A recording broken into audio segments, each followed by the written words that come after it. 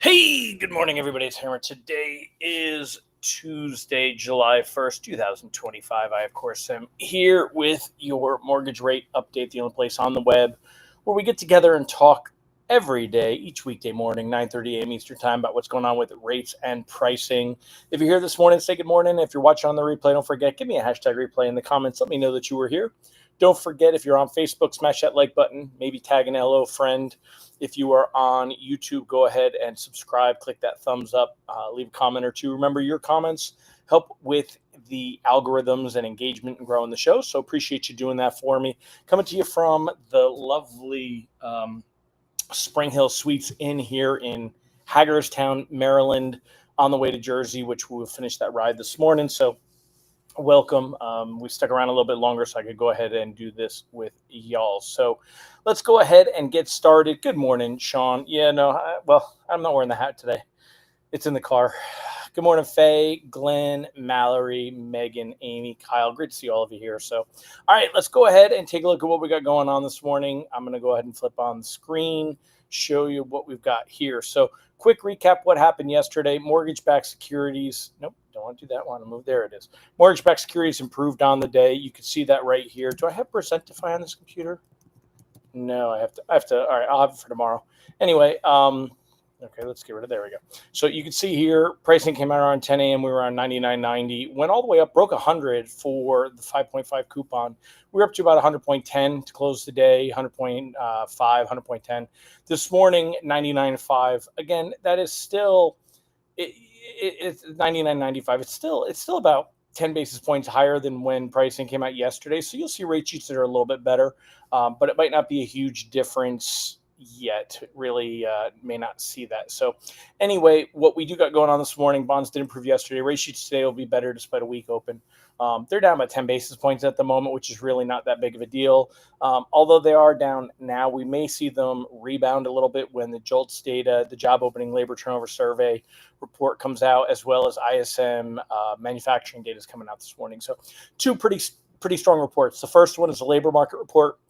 Job openings. If there's less openings, it means that the labor market is weakening, and that is what is going to signal that to markets that the Fed is going to have to go ahead and take moves and maybe cut rates, possibly even in July. So if we see a weak JOLTS data, less job openings, that's going to be good for rate sheets this morning. ISM manufacturing, you're looking for, I think it's manufacturing. There's both manufacturing and non-manufacturing this week. One's on Thursday, though. But we're looking for basically reports that shows any kind of economic slowdown, any kind of economic weakness. There's a lot of cracks in the foundation everyone's looking for. Of course, headlines, though, the big headlines are on the big bloated bill. We'll talk about that in a minute. But reprice risk on the day is low. There's really not much to worry about. Once that initial data hits, I don't think we have too much to worry about. Let me share the screen again. We're going to go over a couple of things real quick, and I'm going to wrap it up early today. So taking a look here, everything that you see on the headlines going to be all about the big bloated bill. Senate pulling an all-nighter on Trump tax bill with the GOP divided. Interesting articles, all around this. Of course, Musk really against this, and the guy's like a dog with a bone, just doesn't know for his own good. He just isn't letting it go.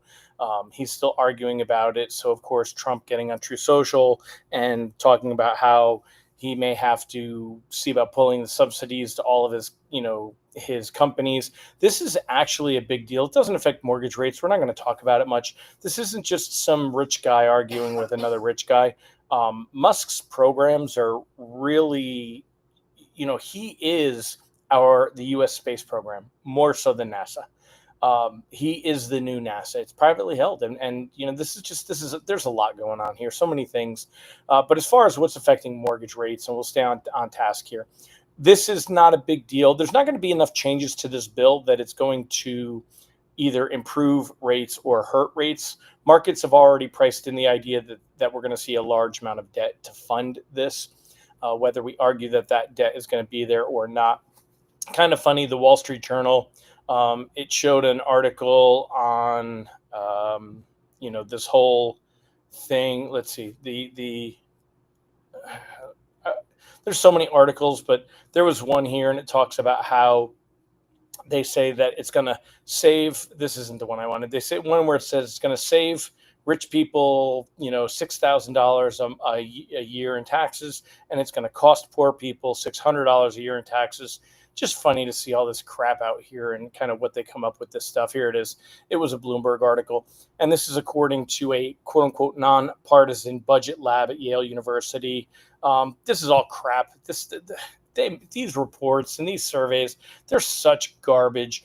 This talks about how Medicaid and SNAP is going to affect people, and people that are poor don't pay taxes. Anyone that's ever been broke has seen that, on your tax returns. I do taxes for my kids. I know when they weren't making money, you don't pay taxes if you don't make money. So this is just more propaganda and garbage and stuff, but none of this is going to affect mortgage rates. Is the bottom line, is where we're at. So all right, my friends. Well, let me see. Is there anything else really to talk about as far as today goes? Again, we're going to get that JOLTS data in about 20 minutes, 25 minutes. We're going to get that ISM manufacturing data. I am looking for mortgage-backed securities here to kind of get a rebound from a little bit of a lull this morning and bounce back up. I think we're going to continue higher. We have not seen this 10-year Treasury yield. It hit 4.21. We haven't seen it down this low since back in May 1st. So it's been a couple of months, and all depending on how this week goes, it's going to see things continue to improve. So my advice is very much the way that it has been. I would be floating. I just don't see a lot of reason to have to log right now. Even loans closing short term, there's definitely risk floating into Thursday's BLS jobs report, but there's also the potential to see reward. And we could see rates, they're not going to go down to September's lows, but they could go down to the lows we've seen this year. So rates are definitely in a good spot. Even if we don't get the data that we want to see, markets will bounce back. And then the next thing we'll be looking at is July 15th and the CPI inflation data. So Randy said I sound better. Thank you, sir. Yep, you know how those man colds go. I'll get better eventually. Ron said, how could anyone say nonpartisan when it comes to an Ivy League school? Exactly. So all this stuff has an agenda. So give me a break. All right, my friends. Well, we're going to hit the road. So thank you for joining me. We'll see how that data comes out this morning. I'll talk to you about it more tomorrow, and have a great day.